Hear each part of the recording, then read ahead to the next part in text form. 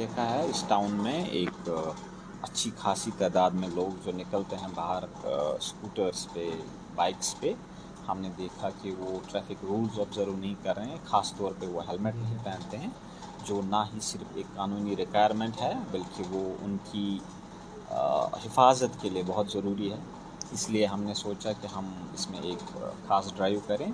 पिछले 2-3 दिन से हम रेगुलरली हमने वो स्पॉट्स आइडेंटिफाई किए जहां अक्सर हमारी स्पेशली जो हमारा यूथ क्लास जो है उनका जाना रहता है, जहां इनकी कोचिंग क्लासेस होती हैं या जहां पे इनका ज़्यादा रश है। हमने वो स्पॉट्स आइडेंटिफाई करके कोशिश की कि इनको समझाएं। कुछ तो हमारा एजुकेटिव रोल भी था उस ड्राइव में, और जहाँ जहाँ हमने देखा कि सीरियस केसेस हैं उसमें ना ही सिर्फ चालान, 1000 रुपये का चालान जो ट्रैफिक पुलिस वाला करता है, हमने ड्राइविंग लाइसेंसेस भी सस्पेंड कर दी कुछ केसेस में जहाँ हमें लगा कि इसका प्रीवियस रिकॉर्ड भी सही नहीं है, बिकॉज़ जितने भी चालान की हिस्ट्री है वो हमारे साथ रिकॉर्ड में सिस्टम में दर्ज होता है, तो उसमें हमने लाइसेंस सस्पेंड कर दी।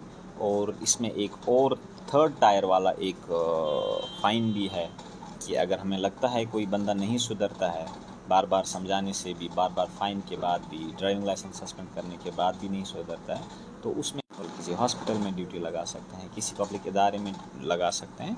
तो अगर हमें ज़रूरत पड़ी वक्त के साथ साथ हम वो वाला प्रोविज़न भी इन्वो कर सकते हैं। बट अभी की डेट में मैं आपके ज़रिए से अपने तमाम यूथ को, ख़ास तौर पे जनरल पब्लिक को, सबको लेके ये अपील करना चाहूँगा कि हेलमेट पहनना ना ही कानूनी तौर पे लाजमी है, बल्कि इसमें आपकी हिफाजत है, हम सब की हिफाजत है।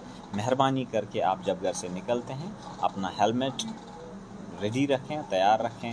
हेलमेट के बगैर कभी नहीं चलें। इनफैक्ट जो उसका पिलियन राइडर भी पीछे होता है उसके लिए भी कानूनी तौर पे रिक्वायरमेंट है हेलमेट लगाने की, हेलमेट के बगैर।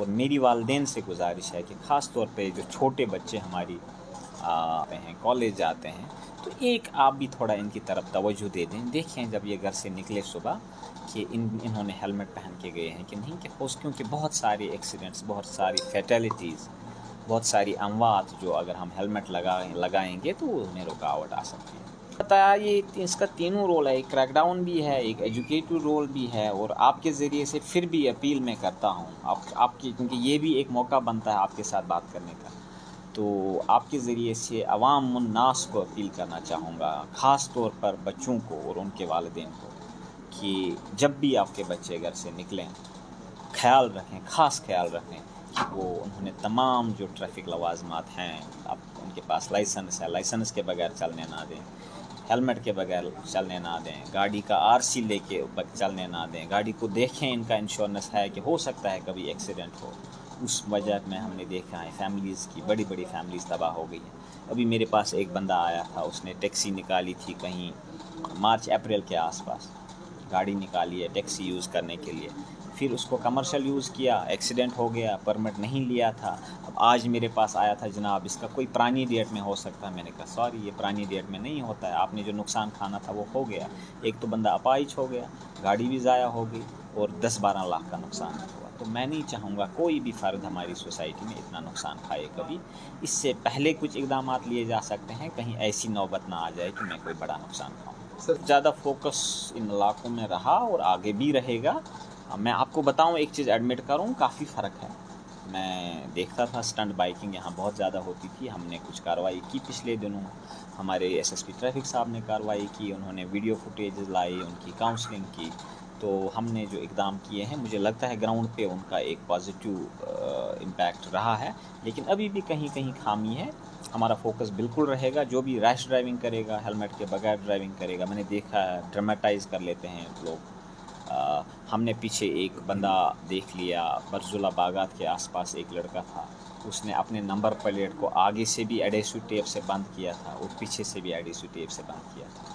फिर मेरे पास बहुत सारे उसके वालिदैन आए, कुछ हमसाया लोग उसके आए, ठीक है, कुछ मेरी जान पहचान के भी लोग आए उसकी सिफारिश के लिए। लेकिन आप मुझे बता दीजिए as a society, as a citizen of this society, आप मुझे बताइए ये जुर्म कैसे माफ़ किया जा सकता है? जो बंदा डेलिब्रेटली अपने नंबर प्लेट पे आगे और पीछे लास्ट वाली डिजिट को छुपा के रखेगा, तो इस बंदे को मैं कैसे कोई कंसेशन दे सकता हूँ? आप ही अगर मेरी कुर्सी पे होंगे। इसलिए हम ऐसे बिल्कुल इन केसों को बहुत सीरियसली डील करते हैं ताकि एक सबक रहे। آئندہ جنریشنز کے لیے. ایک ہمارا یہ انفورسمنٹ جو ہوتا ہے، یہ فائن وائن کا معاملہ ہوتا ہے، یہ ہمیشہ ایک ڈیٹرنس ہوتا ہے کہ فیوچر کے لیے بندہ نہ کرے.